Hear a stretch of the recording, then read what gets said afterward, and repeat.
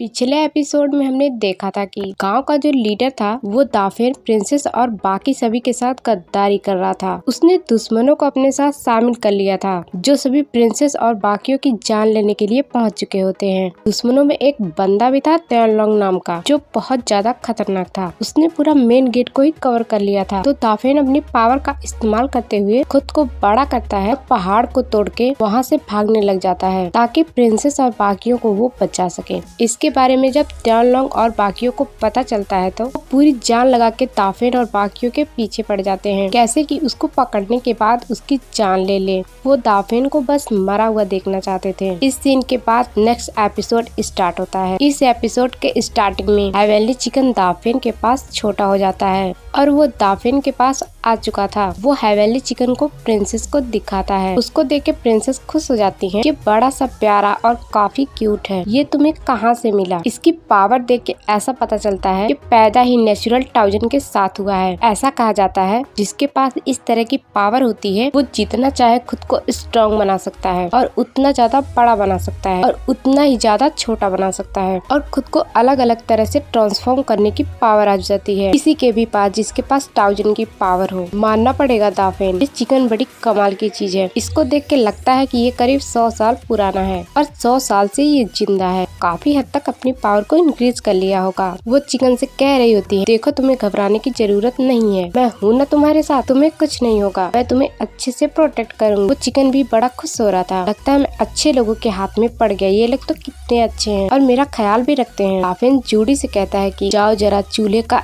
इंतजाम करो और जल्दी से चूल्हा चालू करो, मैं इस चिकन को पकाना चाहता हूँ। ये 100 साल पुराना है तो टेस्ट भी कमाल का होगा, तो जल्दी से इसको पकाने की तैयारी शुरू कर दो। ये सुनकर बेचारा छोटा सा चिकन डर जाता है, ये लोग तो आदमखोर निकले, ये मुझे पकड़कर ही खाने वाले हैं। वो जल्दी से वहाँ से भाग जाता है। जान बची तो लाखों उपाय, वरना ये लोग तो मुझे खा जाते। दाफेन काफी ज्यादा गुस्सा हो गया था, भाग गया ये चिकन, दोबारा दिखाना तो पक्का पका कर खाऊंगा। इसके बाद रात को जो प्रिंसेस की बीमारी थी वो उसके ऊपर अटैक करने वाली होती है। दाफेन भी वहाँ पर रेडी हो जाता है ताकि अपनी पावर को कल्टीवेट कर सके। इस वजह से वो बीमारी प्रिंसेस का कुछ नहीं कर पाएगी। प्रिंसेस कई सारी स्पिरिचुअल स्टोन लाई होती हैं। वो स्पिरिचुअल स्टोन दाफेन को देते हुए कहती हैं, ये लो दाफेन, इसका इस्तेमाल करते हुए कल्टीवेशन स्टार्ट करो और कल्टीवेशन का ऑरा मेरे अंदर बस ट्रांसफर कर दो और लगातार करते जाना, इससे तुम्हें भी फायदा होगा और मुझे भी। तो दाफेन, क्या तुम कल्टीवेशन करने के लिए रेडी हो? दाफेन कहता है हाँ बिल्कुल मैं रेडी हूँ, आप भी तैयार हो जाओ, मैं यहाँ पर कल्टीवेशन को स्टार्ट कर रहा हूँ। इसके बाद दाफेन अपना कल्टीवेशन स्टार्ट कर देता है। उसके अंदर से काफी ज्यादा ऑरा बाहर निकलती है, जितना भी ऑरा उस स्पिरिचुअल स्टोन का होता है।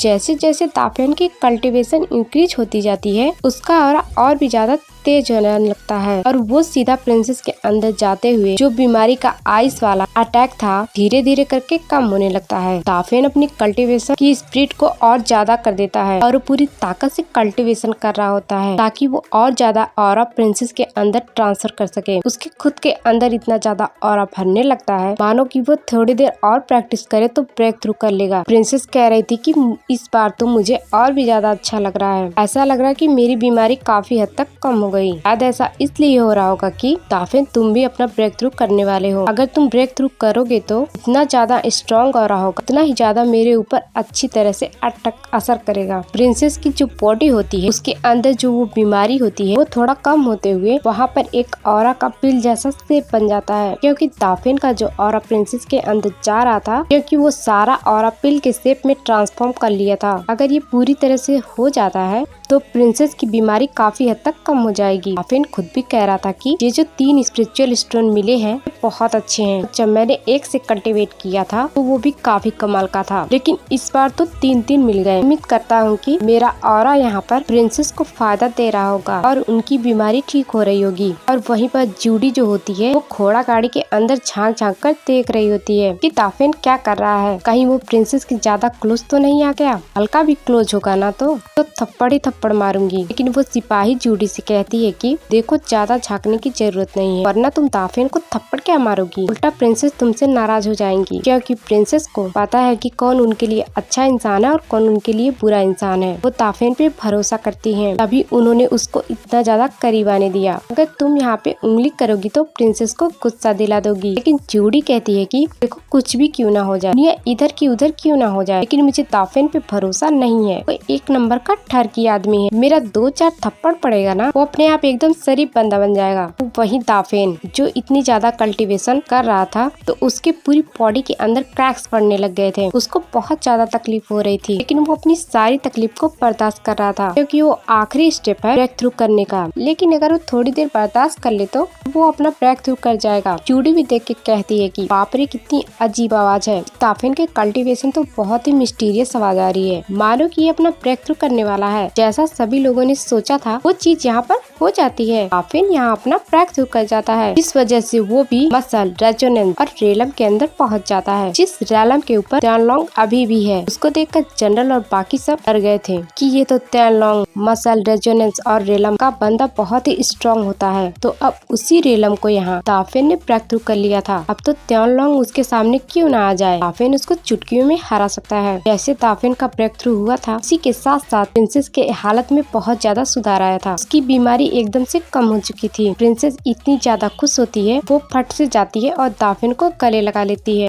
कि दाफेन तुम्हारा बहुत बहुत शुक्रिया कि तुम्हारी वजह से आज मुझे इतना अच्छा महसूस हो रहा है। दाफेन खुद भी खुश था कि प्रिंसेस मुझे तो आपका शुक्रिया करना चाहिए, आपकी वजह से मैं अपना ब्रेक थ्रू कर पाया, ये मेरे लिए बहुत अच्छी बात है। के बाद दाफेन घोड़ा गाड़ी के ऊपर बैठकर प्रिंसेस के बारे में ही सोच रहा था। वाह, प्रिंसेस तो बहुत अच्छी है, इतनी ज्यादा वो सुंदर है, उनका दिल उतना ही ज्यादा साफ है, ऐसी लड़की कहाँ ही जल्दी किसी को मिलती है। तभी वहाँ पर वो चिकन भी पहुँच जाता है। इसको देख के दाफेन कह रहा था, अबे तू फिर से आ गया, अब तू यहाँ पर कौन सी मुसीबत लेके आया है, इस बार आया ना तो पक्का तुझे खाए बगैर चारे नहीं दूंगा। वो जो चिकन था उसको कुछ बताने की कोशिश कर रहा था, पर दाफेन समझ नहीं पा रहा था। अभी वहाँ पर त्यानलोंग अपने पूरे सिपाहियों के साथ वहाँ पहुँच चुका था, जो एकदम करीब होता है, और चिकन बेचारा दाफेन को बताने के लिए आया था कि त्यानलोंग यहाँ पर आ रहा है तो तुम्हें सावधान रहना है। लेकिन दाफेन उसकी बात को उल्टा समझते हुए कहता है, चिकन गद्दार कहीं के, मुझे पता था कि तुम ही इन लोगों को लेके आए हो, हमारी जान लेना चाहता है, इन लोगों को तुमने यहाँ बुला लिया, देखो मैं तुम्हारी आंखों के सामने कैसे इन सबों की बैंड बजाता हूँ, तेरा प्लान कामयाब नहीं होने दूंगा। बेचारा चिकन परेशान हो गया था कि भलाई का तो जमाना ही नहीं रहा, मैं तो यहाँ पे इसको बचाने आया था ताकि वो उन लोगों से मुकाबला कर सके। त्यानलोंग जो था वो पूरी रफ्तार घोड़ा गाड़ी की तरफ बढ़ने लग जाता है। दाफेन भी जल्दी से घोड़ा गाड़ी से उतरता है और त्यानलोंग से फाइट करने के लिए रेडी हो चुका था ताकि वो प्रिंसेस का कुछ बिगाड़ ना सके। त्यानलोंग जैसे ही दाफेन को पंच मारने वाला था, दाफेन उल्टे हाथ का एक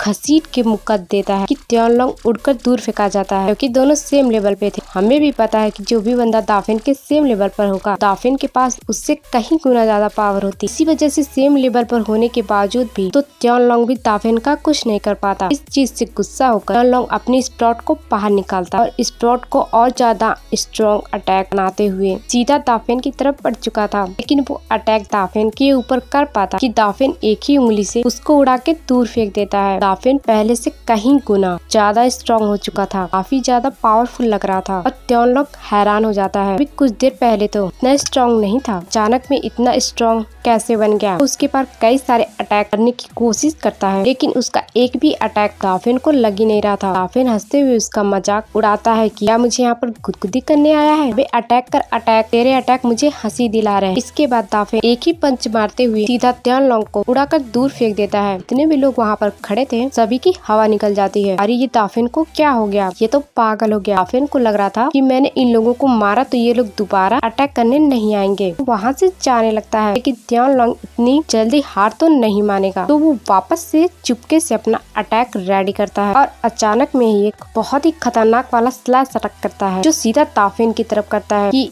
ये अटैक दाफेन देख ही ना पाए और पीछे से उसकी जान चली जाए। लेकिन दाफेन ठहरा होशियार और एकदम चौकन्ना, वो फट से अपने 3 हेवन पिलर बाहर निकाल लेता है। उसके फॉर्मेशन के साथ साथ 3 हेवन पिलर बाहर आ चुके थे। उनमें से एक हेवन पिलर से वो सबसे पहले तो स्लैश अटैक को डिस्ट्रॉय करता है और साथ ही साथ त्यानलोंग को भी उड़ाकर दूर फेंक देता है। उसका अटैक भी गया था और वो खुद भी उड़कर दूर फेंका चुका था। दाफेन कहता है कि तुम लोगों से कुछ नहीं होने वाला, तुम लोग तो एकदम मक्खी की तरह भिनभिनाते हुए पीछे पड़ चुके हो, लगता है तुम लोगों को सबक सिखाना पड़ेगा। तो दाफिन अपना हेवन पिलर लिए हुए बहुत मारता है सभी को। वो ऐसा अटैक कर रहा था कि पूरी जगह पे एकदम भूकंप आ चुका था। दाफिन जॉइंट स्प्लिट क्लियर करते हुए तियानलोंग के सामने आकर खड़ा हो जाता है। तियानलोंग उसके घुटने से भी नीचे था। दाफिन पूरे गुस्से के साथ उसके सामने खड़ा था। तियानलोंग की हालत खराब हो जाती है क्योंकि उसकी मौत उसके सामने थी। उसको लग रहा था कि दाफिन मेरी जान ले लेगा, लेकिन मैं इतनी जल्दी तो नहीं मर सकता। मुझे कुछ न कुछ करना पड़ेगा। कैसे अपनी जान बचा सकूं? उसको समझ नहीं आ रहा था कि मैं करूं तो क्या करूं। दाफिन एक घसीट के पास तियानलोंग को मारने वाला होता है। तियानलोंग अपनी स्प्रॉट की मदद से अटैक को रोकता है, लेकिन कोई फायदा नहीं था। वो अटैक सीधा तियानलोंग को पहाड़ के अंदर धंसा देता है। जितने भी लोग वहाँ मौजूद थे वो लोग कहते हैं कि हमें नहीं लगता कि मसल, रेजोनेंस और रेलम को ब्रेक थ्रू किया है। ये तो उससे भी बहुत आगे है, लेकिन इतने जल्दी इतना स्ट्रॉन्ग बना कैसे? हमें तो आधा भी घंटा नहीं हुआ था इसका पीछा करते हुए। थोड़ी देर पहले ये कमजोर था, थोड़ी देर में ये इतना पावरफुल कैसे बन गया? यह 16 साल का है। खुद बताता है कि इसकी उम्र 16 साल है, लेकिन दिखता है क्या है 16 साल का? तो 60 साल के बुढ़े को भी एक बार में मार के खत्म कर देगा, जिसने कल्टीवेशन में महारत हासिल की हो। मुझे नहीं लगता है 16 साल का होगा। बड़ा ही मिस्टीरियस बंदा है। दाफिन कहता है कि थोड़ी सी और मेरी तारीफ करो। मुझे अंदर से